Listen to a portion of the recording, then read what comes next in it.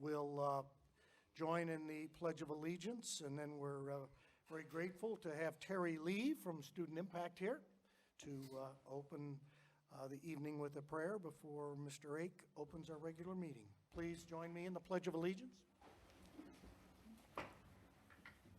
Pledge allegiance to the flag of the United States of America and to the republic for which it stands, one nation, under God, indivisible, with liberty and justice for all. Please. Let's pray. Dearly Father, we thank you for this opportunity that we have to gather here to do your work at the city of Westfield, Lord. And I pray for each person who's not only represented up front and the decisions that they make, Lord, that they be ones that are founded in the foundation of who you are. But Lord, I pray for those who are in the audience tonight too, that as they make effort and make comments and all of that, that we keep that in mind, that what we do is your work, even in the city, even in the government. And Lord, I pray for them, and I pray for their hearts and their minds. Let them be clear for your purpose. Let them be clear for the people of Westfield. And let us follow what you desire of us, and not even necessarily what we desire for each other. Let us represent not only the people of Westfield well, but most of all, let us represent you well. And we pray this in the name of the Father, and the Son, and the Holy Spirit. Amen. Amen. Thank you very much. For those that may not be familiar with Student Impact, it's right up the street here towards the high school. And they entertain a lot of our kids after school, junior high, high school, all of that. I think well over 100 kids, 120 kids a week go through there. And they got a problem in that they're now running out of space. So they're looking at how they could either build there or looking for a new location. It's a wonderful organization, one of those things that makes Westfield, Westfield. President Ake. All right, thank you for those comments. Welcome to our February 27th meeting of council. At this time, the clerk will note the presence of the board. Here. Here. Here. Here. Here. Here. Here. All right, thank you. There are no changes to the agenda, and so with that, we'll move into the approval of the minutes. Do I have a motion? Motion to approve February 13, 2017 minutes. Second. Motion second. Second. I have a motion by Cindy and a second by Steve Hoover. All those in favor of approving the minutes, say aye. Aye. Opposed? The minutes are approved. We'll move on to claims documents. Could I have a motion to approve claims? So moved. I have a motion by Mark Keene, a second. Second. Second by Mr. Edwards. All those in favor signify by saying aye, approving claims as stated. Aye. Opposed? And claims are approved. Tonight, we have no special presentations, so we'll move into old business. And the first item under old business is ordinance 1627, Woodwind Planned Unit Development, with a request to return to APC.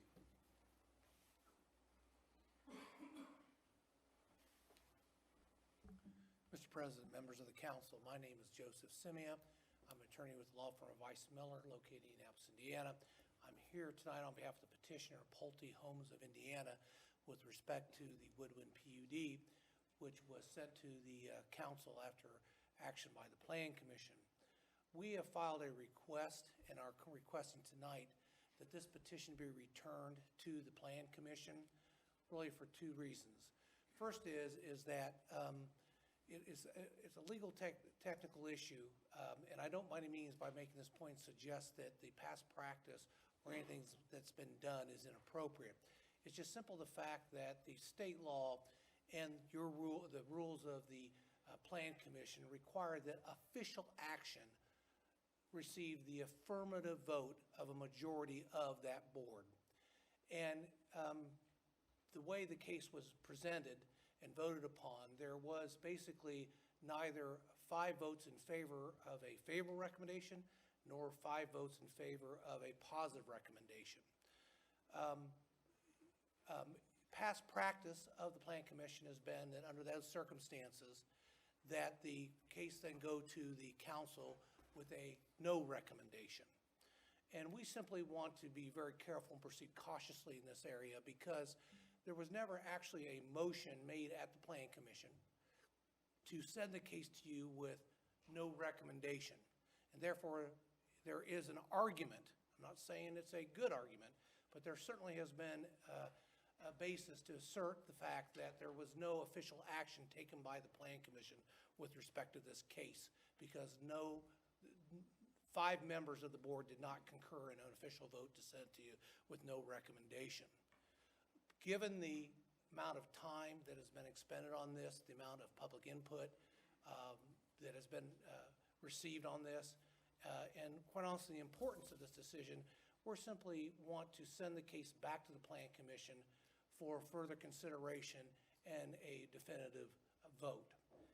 We've also received some suggestions that additional scrutiny should be given to several aspects of the case involving the multifamily area, the retail area, the applicable setbacks that currently are provided for in the ordinance, as well as the way that side-load garages are currently handled under the ordinance. So for both a legal basis and for also a practical basis, we would ask that you remand this back to the Plan Commission for further consideration with the hope that it will come back to you with a clear and definitive vote, and then we can pursue this in a timely manner and also in a manner which we hope in the long run would avoid any technical challenges to the procedure that's been followed. With that, I'm glad to answer any of your questions. Thank you. Does council have any questions at this time? I do. Oh, excuse me. If changes are made, like you're saying that would probably happen at the APC, would then that go through a full public hearing process again, given the fact that there are changes to the plan? So this would not have another public hearing? State law does not require that there be another public hearing in these circumstances. As was the case before, there have been amendments made to the petition after the public hearing for which there was no additional public hearing. So we'd follow the procedure that's been followed in the past. So there is no legal requirement to do so. Any other comments? Why would you not want public comments on the changes? Well, Mr. Edwards, I would tell you that I am rest assured that we believe that we'll receive public comments. I think you would welcome public comment. And we have welcomed and taken them into consideration, but that's not really the petitioner's job to determine whether or not there should be a public hearing.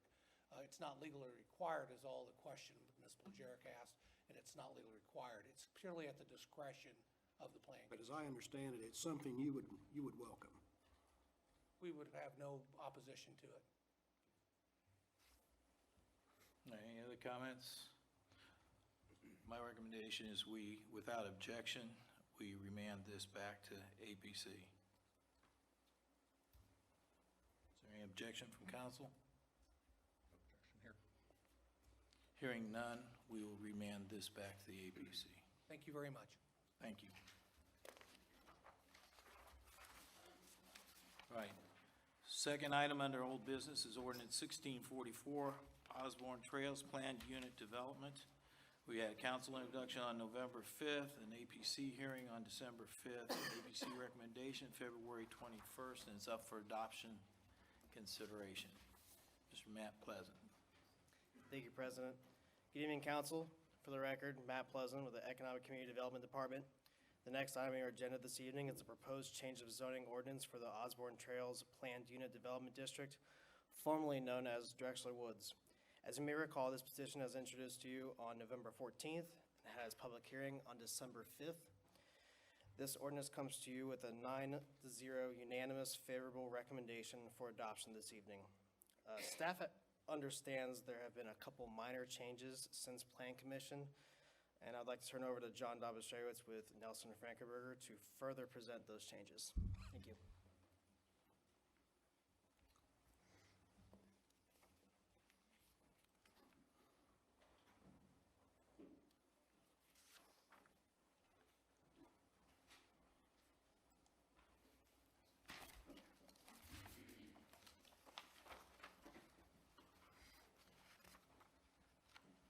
Thank you, Matt, and good evening. For the record, my name is John Dobashewitz, land use professional with the law firm of Nelson and Frankenberger.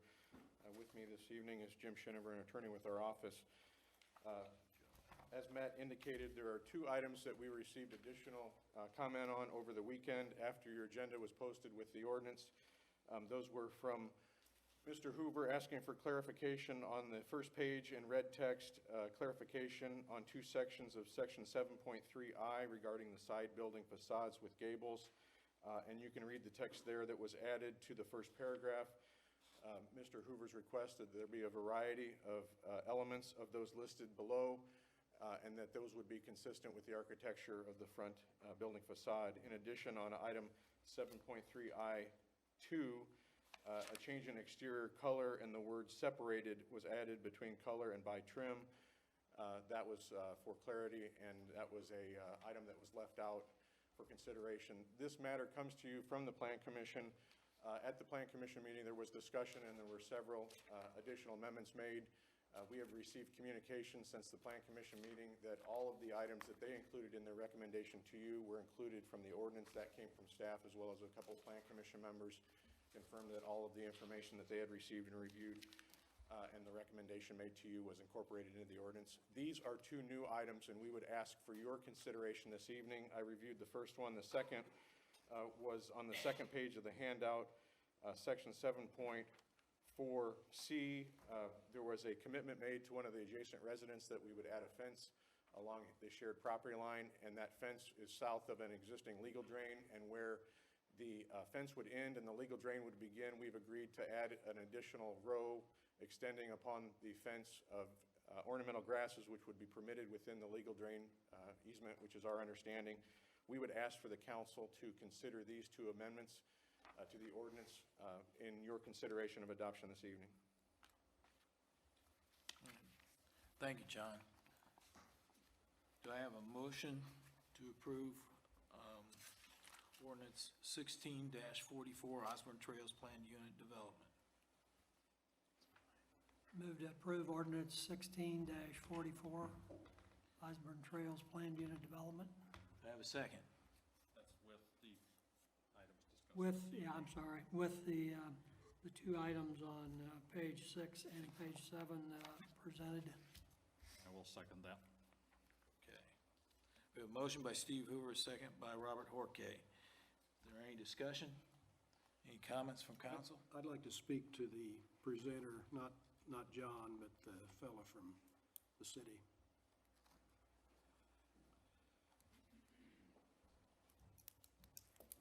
Was an economic analysis done on this project? In other words, will it cover the cost of fire and police, which the cost would be the same per roof as it is in other areas of the city? Was an analysis done of that? I can get that. That type of analysis that you're describing is one that might be done, some form of that might be done with an annexation type of project, but I don't think we've ever done an analysis like that on a Why wouldn't project. we? I mean, you're welcome to commission whatever you like.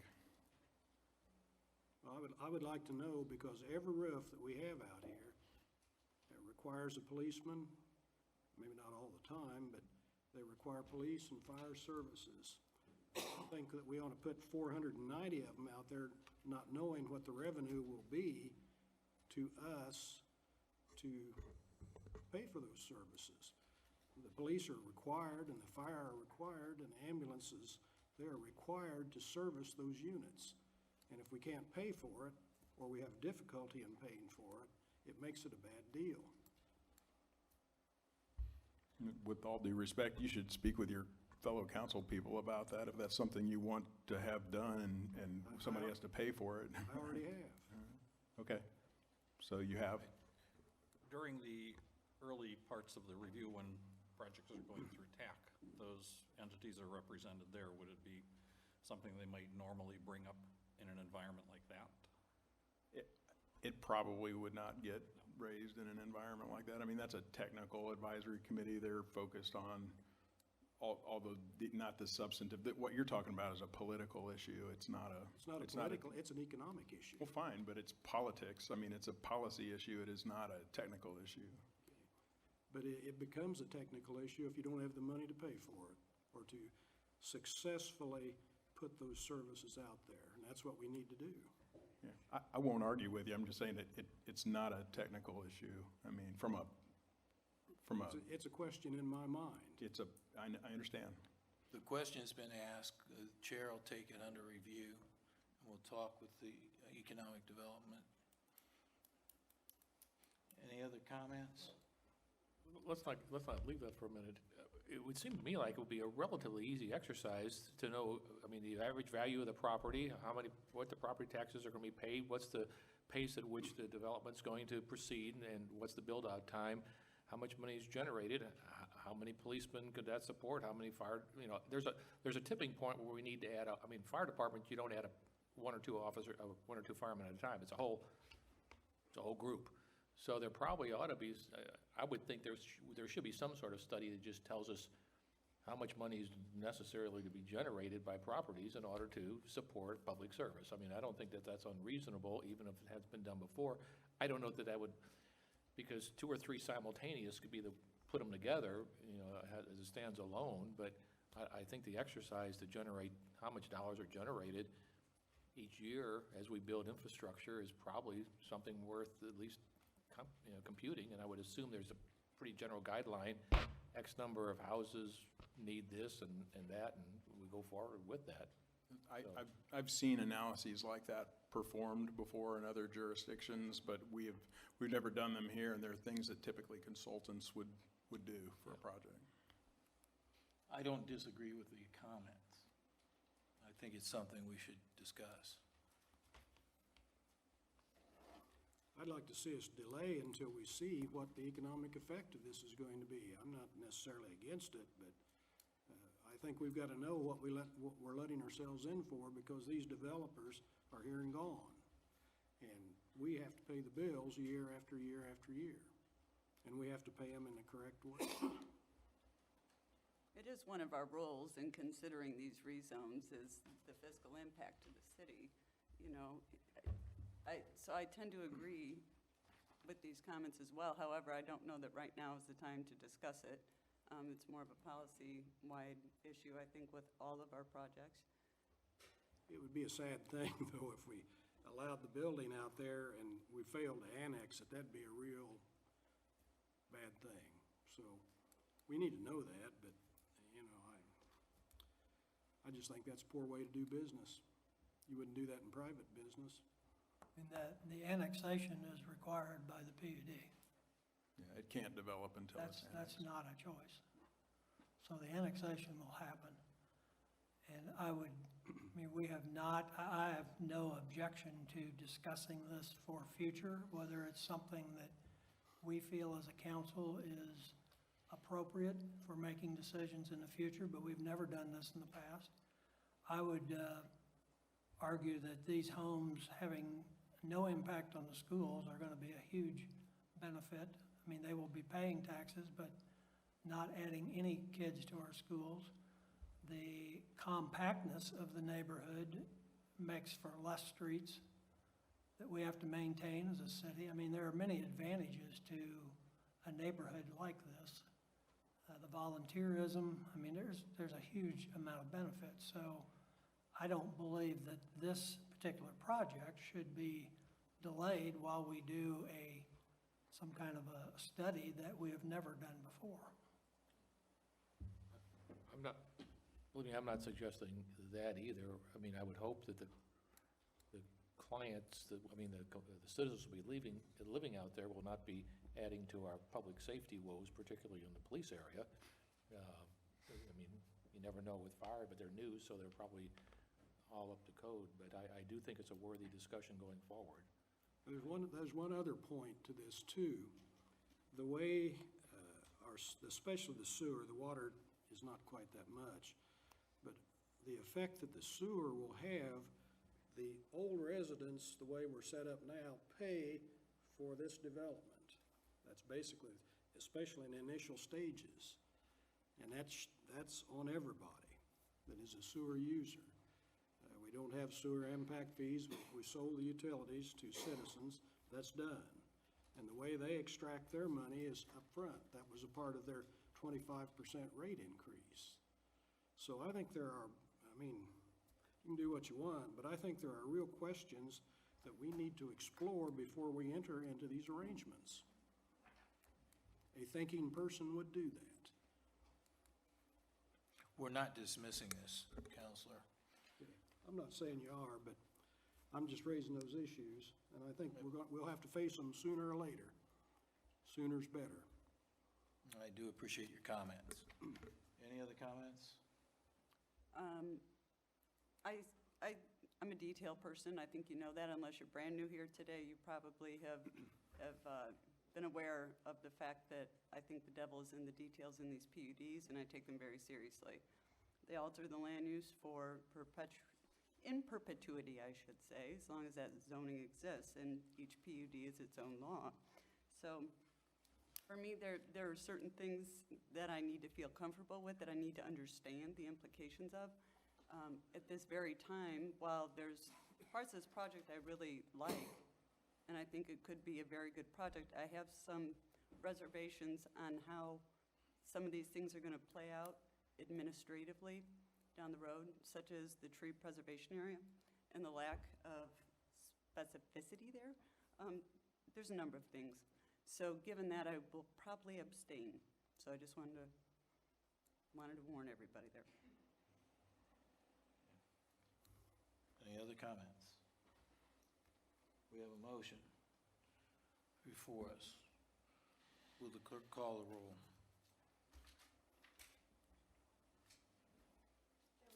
No. Yes.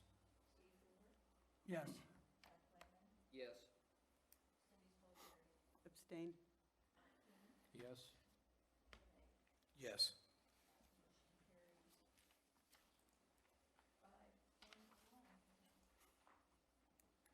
Thank you for your time this evening. All right, thank you. Moving on to new business. We have Resolution 17103, Establishment of Economic Revitalization Area at 17819 Commerce Drive. Amanda will present. Good evening, President and members of the council. For the record, my name is Amanda Repidu with the Economic and Community Development Department. Schillinger Holdings Incorporated has filed a real property tax abatement request for a vacant building located at 17819 Commerce Drive in the Alpha Tau Business Park, which is zoned EI Enclosed Industrial. The proposed use is permitted. For your reference, the site is the former Weiss Engineering location and has been vacant for over a year. Indiana statute allows a special type of abatement for buildings that have been vacant for more than 12 months. Statute also restricts that abatement period to no more than 3 years. This specific abatement request would phase out over a 3-year period, 100%, 60%, 30%. Representing the petitioner, Leslie Wagner with Genovis will be giving a short presentation on the proposed project at the conclusion of my summary. Prior to council's consideration of a tax abatement in economic revitalization area must first be established in accordance with Indiana statute. Should council adopt the resolution in front of you tonight, the request will be back in front of you for your March 27th council meeting in the form of a confirmatory resolution, followed by a consideration for the actual tax abatement itself. I'm happy to answer any questions you may have. Otherwise, I will turn it over to Leslie for her presentation. All right, thank you, Amanda.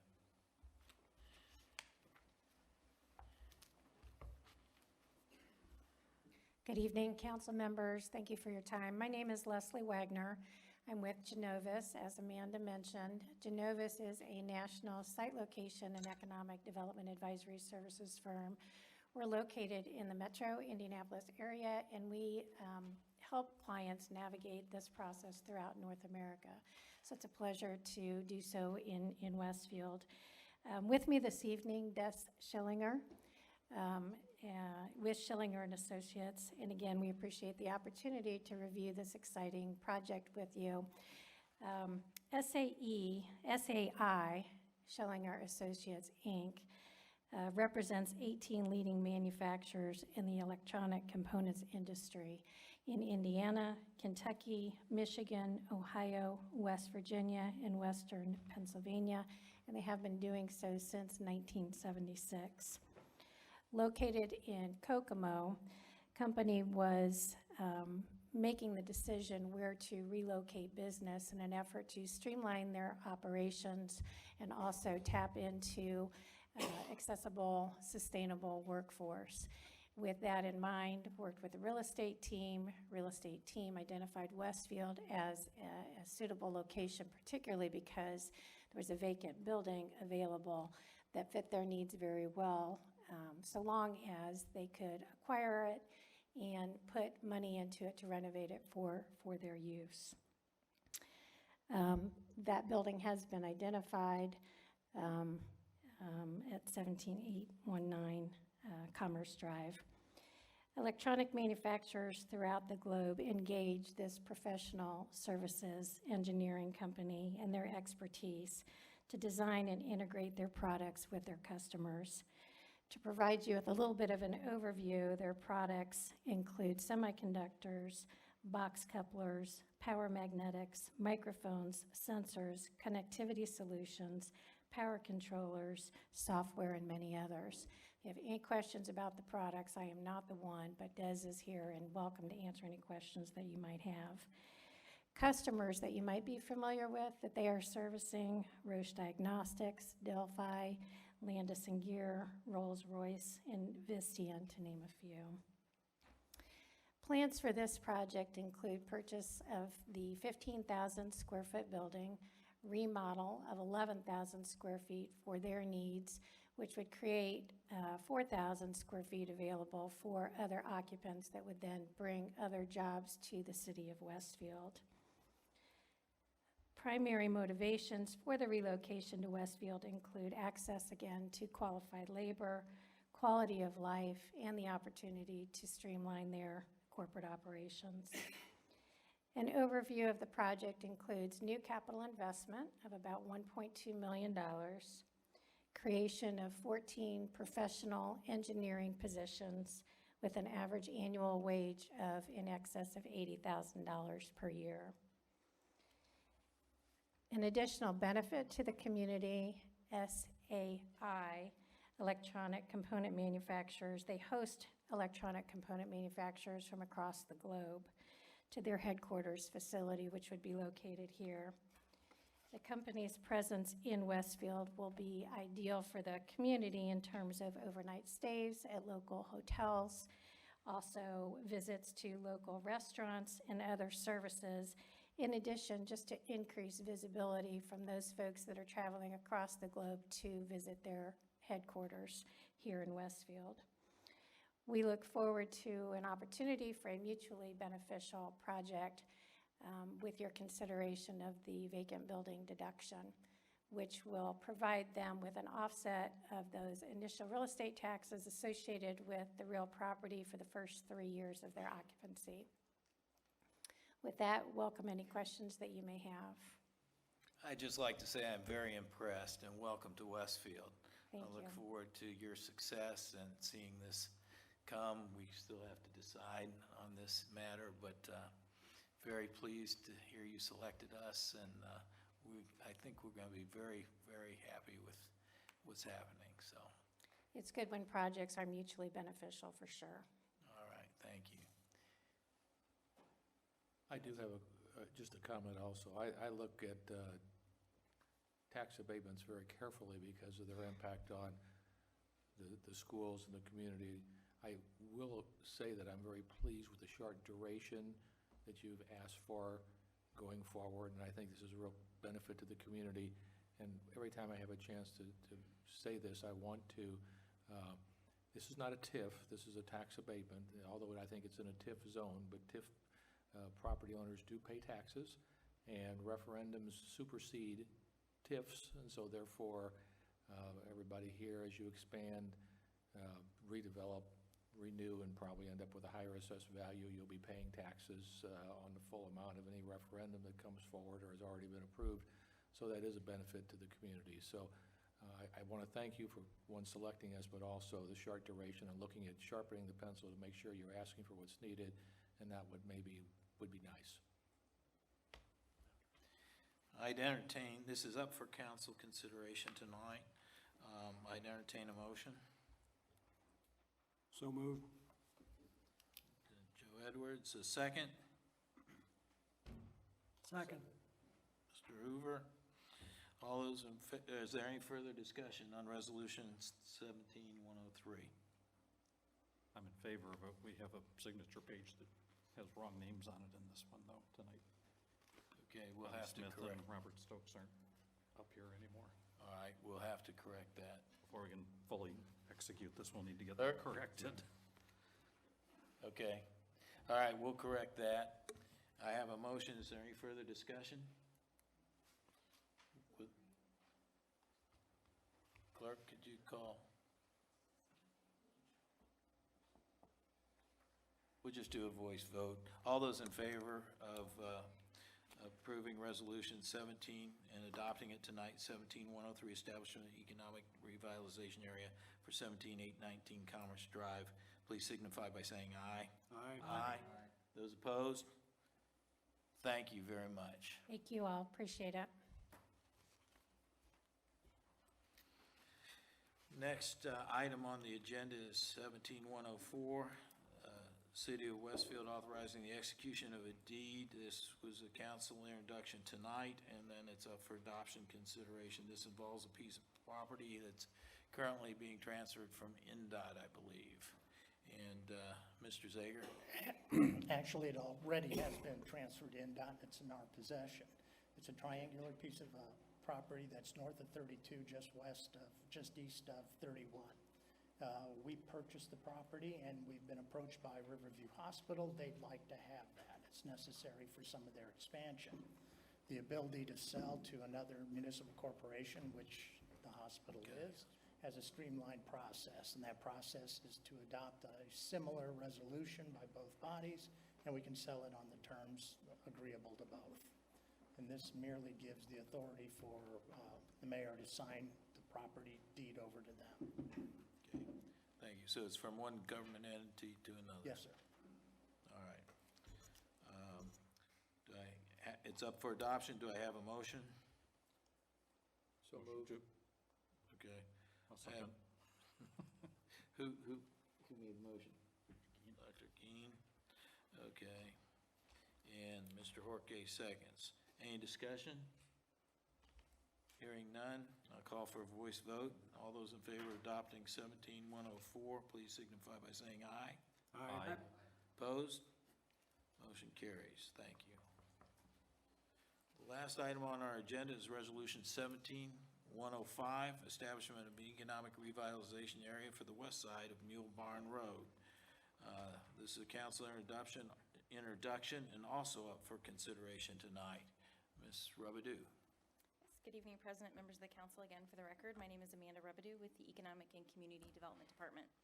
Shelby Gravel Incorporated has filed a real property tax abatement request for the construction of an approximately $3.8 million concrete mixing batch plant, which will be located on Mule Barn Road, just north of State Road 32 on approximately 10 acres. For your reference, the site is located just to the north of the Country Mart Co-op facility. Shelby Gravel plans on relocating to this site from their current site at State Road 32 and Spring Mill Road. The property is currently zoned open industrial and would accommodate the proposed use. Representing the petitioner, Randy Zentz, with Zentz Consulting LLC, will be providing additional information on the proposed project at the conclusion of my summary.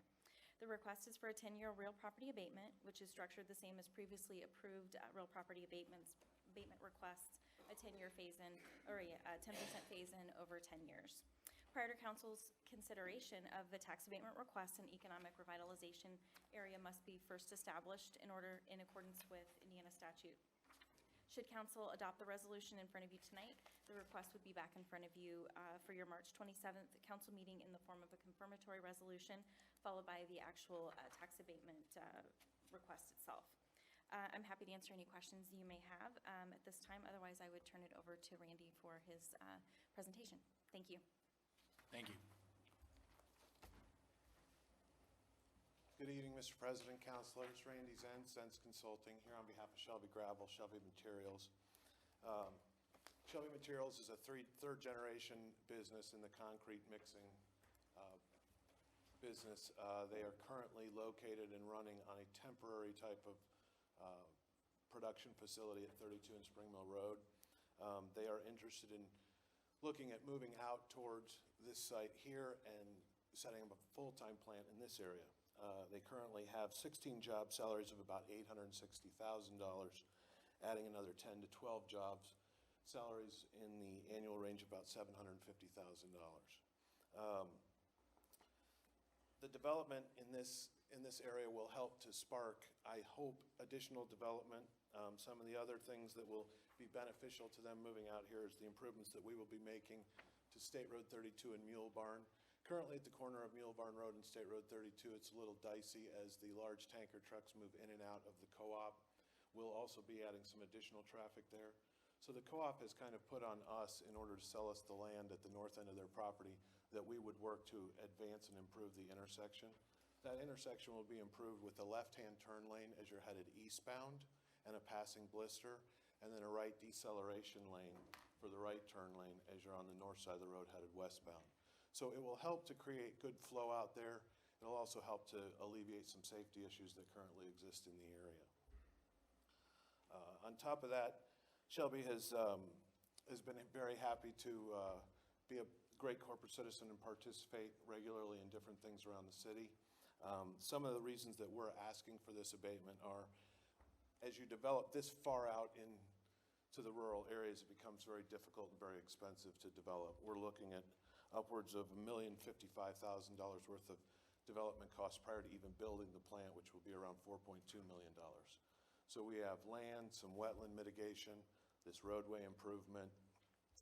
We also have easements that have to be created because there isn't drainage in the area, so you have to acquire easements from other people. Much more challenging to work through stormwater issues. No utilities in the area other than electric. We are hoping and are working with the gas company to potentially bring gas up from 32 all the way to our plant, but even until we can do that, we have to operate on propane, which is much different than operating on natural gas and much more expensive. So there's quite a few additional expenses that are going to take us above and beyond what it would normally be to develop in a regular location. So all in, we're $4.2 million worth of new plant and newly developed office space and total facility.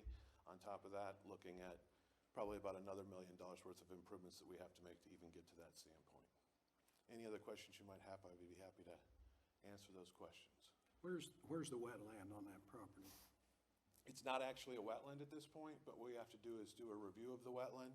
There's an area in there that's darker, and you can see that. There's an area that's dark in several different areas around there, but it hasn't been actually proved out. It's noted. The back side of it's more wet than the front side, I guess. I think more the center there, center right.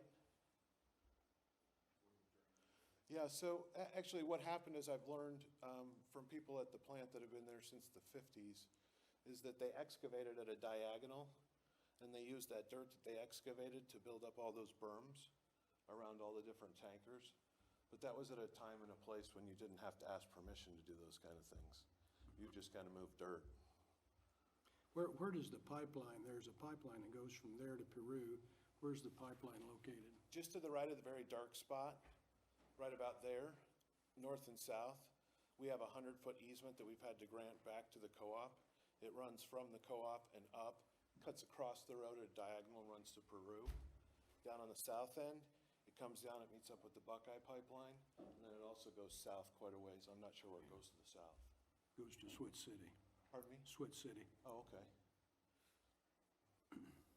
So the property at 31 in Spring Mill will then be put on the market once this move is made, is that At correct? 32, yeah, the intent is that as soon as we can get ourselves established and properly up and operational in our primary business model, which is concrete, then we will immediately, as soon as possible, file a PUD. I would say that would be in very short order, because we don't have any interest in sitting on that. We want to get that land developed and move forward on that land as well.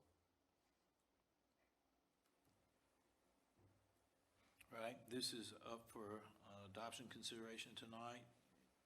Can somebody care to make a motion? So moved. Okay, Joe. Cindy, would you like to second? Sure, second. All right, any further discussion? Hearing none. The motion is before us to approve Resolution 17105, establishment of an economic revitalization area for west side of Mule Barn Road. All those in favor of this resolution, please signify by saying aye. Aye.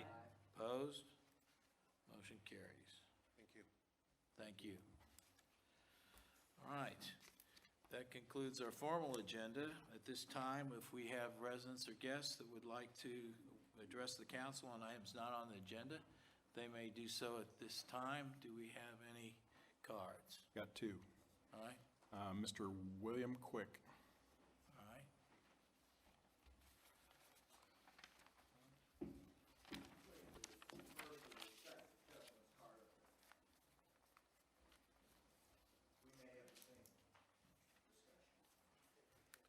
Very good. I'm sorry, I wasn't.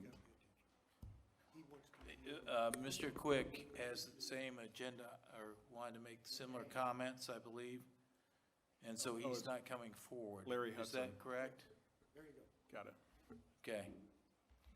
Can only have Would you so many please state your conversations. name and address for the record?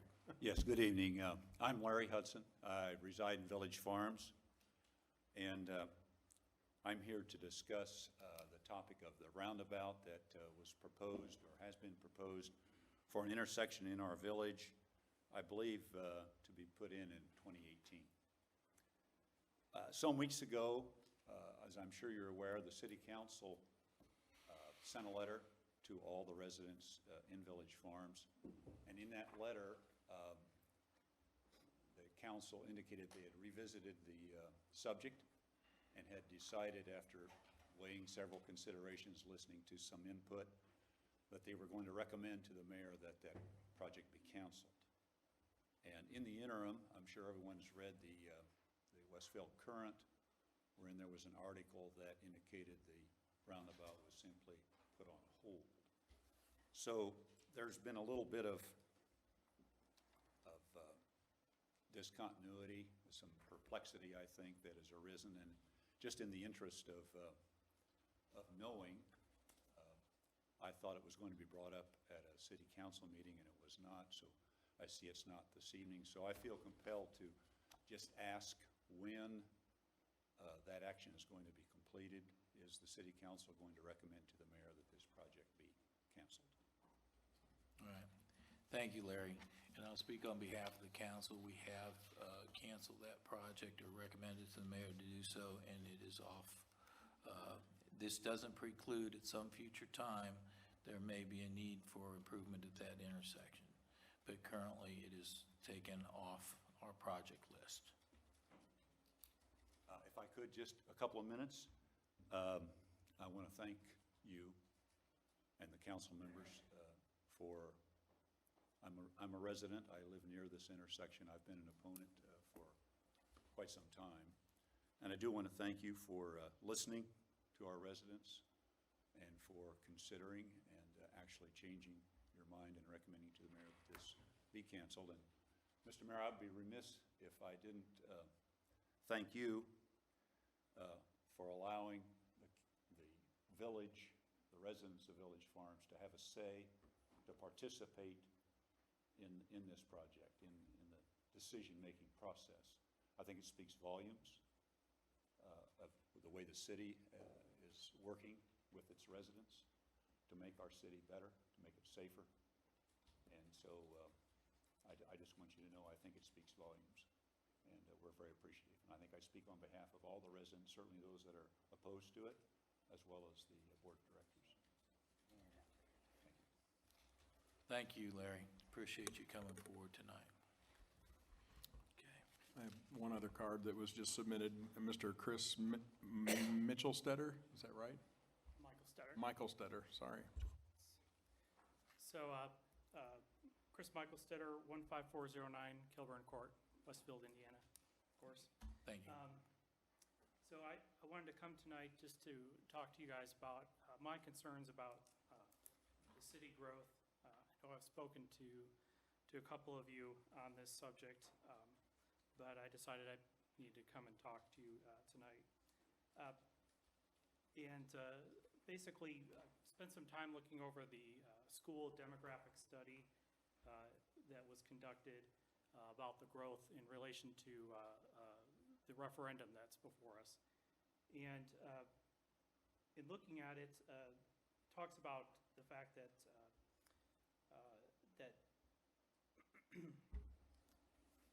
says that in absence of migration, fertility alone would be insufficient to maintain the current level of population and enrollment within the Westfield Washington schools over the course of the 10-year forecast period.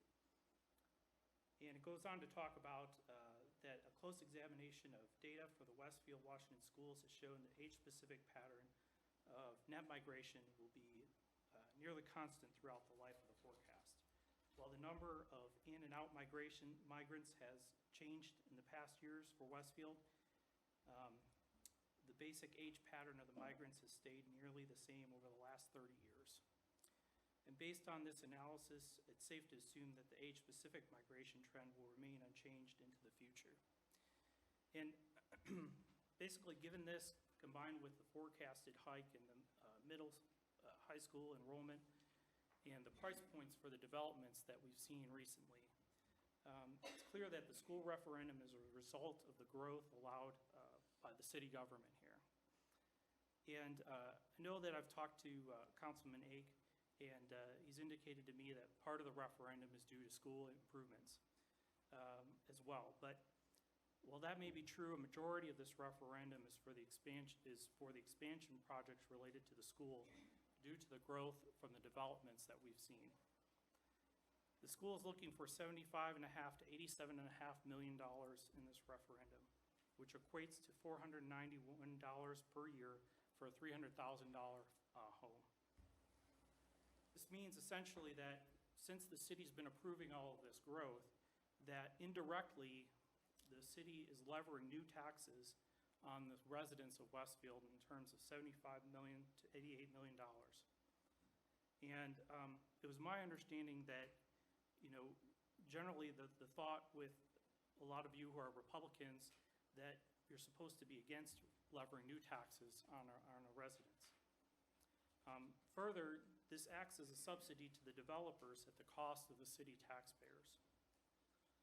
So some of the arguments I've heard against or in opposition to this is that the school finances are separate from the city, that those who would sell for the developments like the Pulte Woodwind development have the right to sell their land towards their retirement savings, and that the Pulte development will be a 7-year build-out, and the schools will have time to adapt. But in looking at each of these items, yes, folks have a right to sell their land towards their retirement savings, but not at the expense of other taxpayers. And it shouldn't be that the other taxpayers subsidize their land value.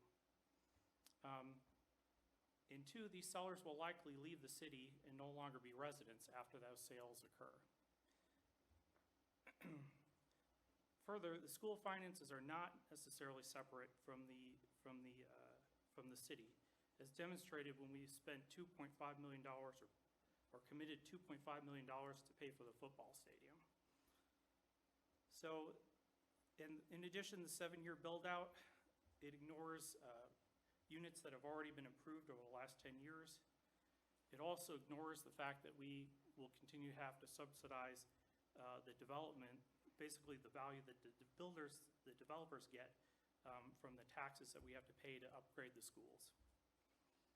So my thinking is, if the city wants to continue forward with these developments, I guess I don't understand why we wouldn't lever taxes on the developers and then transfer the funds to the school. Yes, the builders might exit Westfield, but I think there's a lot of residents who are not happy with all the growth going on in the city.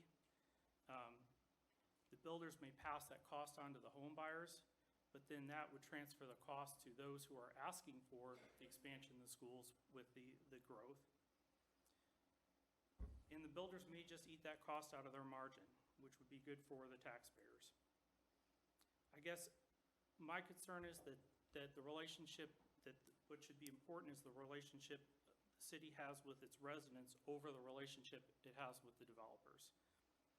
And I'm asking you to really consider the growth, as I see it's the growth that's, and the fact that it's costing us additional taxes on our school systems to handle the influx of students. So, thank you for your time. Thank you for your comments tonight.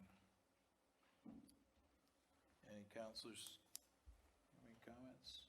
Oh, can I say one thing in reference? Hi, how are you doing, Michael? I just wanted to say, I wish like crazy we could assess developers a charge for schools. I mean, that would make a lot of problems go away. Indiana state law does not allow us to do that. Okay. If they did, we'd already be doing it. Okay. But that's not the case. So through state law, we can't do that. Okay.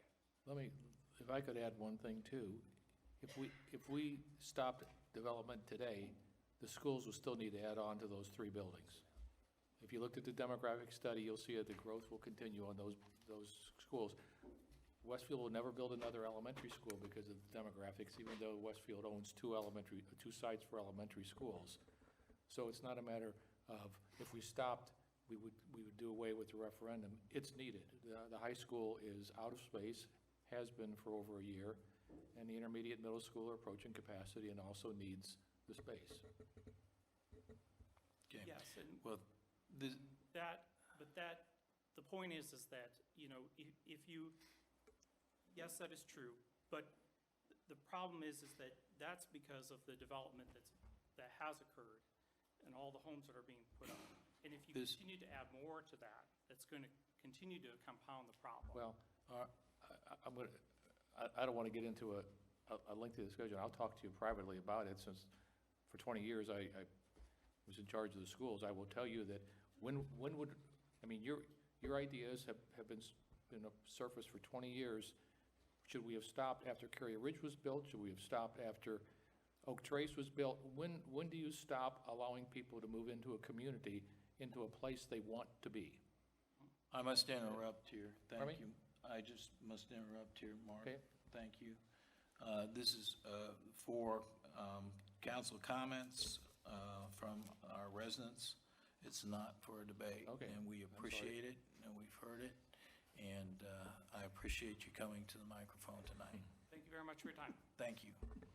I'd like to make a comment, if you would.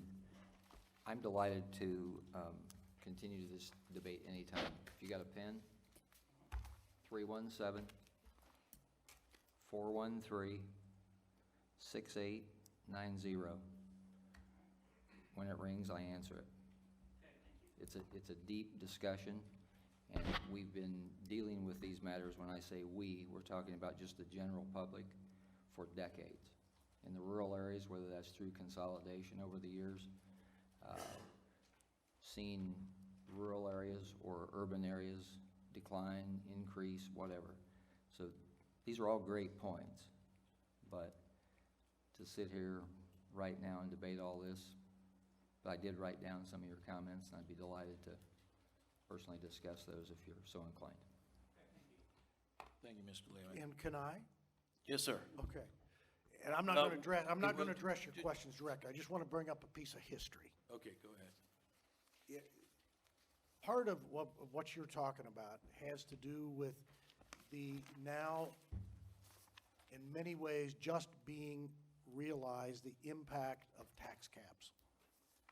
What many people don't remember very well is that when tax caps were fully implemented in, what was it, 2011? Many taxes dropped in half here in Westfield, literally in half. And that hit the city pretty hard. It hit the schools very hard.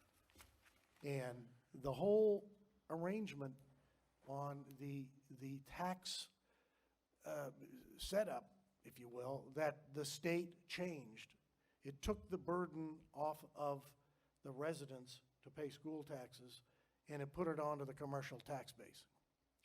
Westfield's challenge was it did not have a commercial tax base. And that's what we've been working so diligently in the last few years to create. But tax caps were a wonderful thing. It dropped our taxes as residents. And the way the legislature sets it up, if we want to do anything locally, then we have to vote on it and increase our own taxes. Where before, it was, buildings were done on a needed basis. The school could justify any tax rate that it needed and could justify to the public. But today, they get zero money from property taxes to operate. It comes from a state formula, but some of us are still trying to figure out what the formula is. But the game is just completely changed. And those of us in the administration and on the council get thoroughly frustrated with the tax cap program and its long-term effects on how to financially sustain a city operation. And I'll be happy to discuss that further with you, too. Good questions. Right. Thank you. Are there any further city council comments, Steve? I would just, Maybe. I would just build on that a little bit, that, I mean, the council and the administration we don't make any of our decisions independent of the other things that are happening. Schools are one of those things. Trying to get a commercial tax base is another thing. I mean, there are so many things that you have to consider.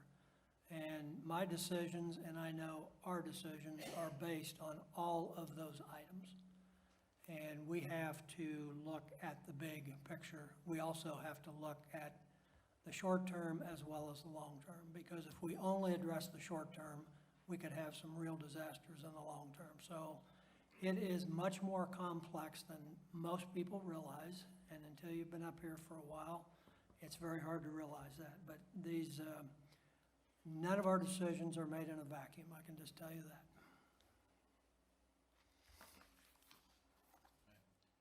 Do you have anything from APC, Steve? I do.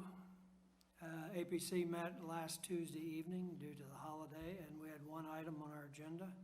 That was Osborne Trails Planned Unit Development, which we acted on this evening, and we sent a positive recommendation. That was the extent of the APC meeting. Thank you. Any other councilor comments? Hearing none, Mr. Mayor?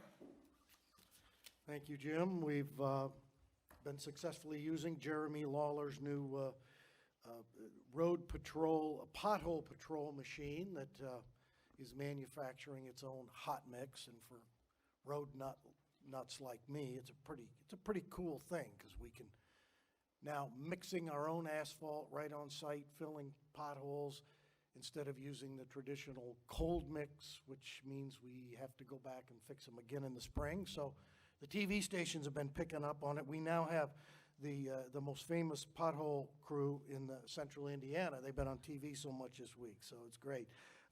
March 16th in this room at 5 p.m., we're going to have kind of an informative town hall meeting on the many comments that I've received, especially circulating on the Nextdoor network regarding downtown and State Road 32, and what in the world are we going to do about it? And of course, it's a subject that our Grand Junction Task Group and our Public Works Department has been working on for nearly 10 years now. So we're in a process of beginning to re-up with NDOT to make some improvements through the downtown. It's going to be quite a while yet, but we're going to have a meeting here. Myself, our Public Works, and others will be here at 5 p.m., and we'll reintroduce what could happen or what should happen and why so many things have not happened on State Road 32 through our downtown. The Indy 11 started their practice out preseason out at Graham Park. Probably the players aren't real happy with this, because they've always ventured to Arizona for their spring training, and this year they have this indoor building. So their owner is very happy with us, I think, to rent our space instead of Arizona, and we're glad to have them. Also, this past weekend, we had the Circle City Women's College Soccer Showcase out there, both inside and outside, with snow shovels. I mean, it was miserable, but it was very busy. And this weekend, we have the men's soccer. There'll be 5 college games, all inside, I understand, and all of those games are open to the public and for free admission if you'd like to see some good college soccer. All right, thank you. That concludes our meeting for this evening. Do I have a motion to adjourn? Second? Got a second. All those in favor, say aye. Aye. We stand adjourned. Thank you.